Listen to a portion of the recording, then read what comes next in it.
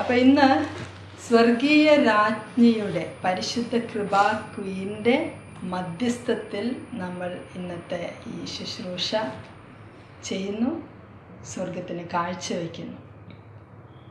Holy Queen, പരിശുദ്ധ രാജ്ഞി.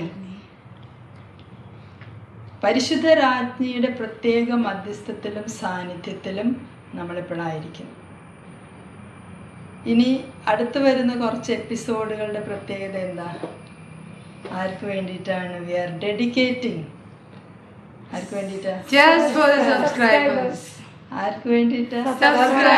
Subscribers. So അടുത്ത് വരുന്ന കുറച്ച് episodes only for the subscribers.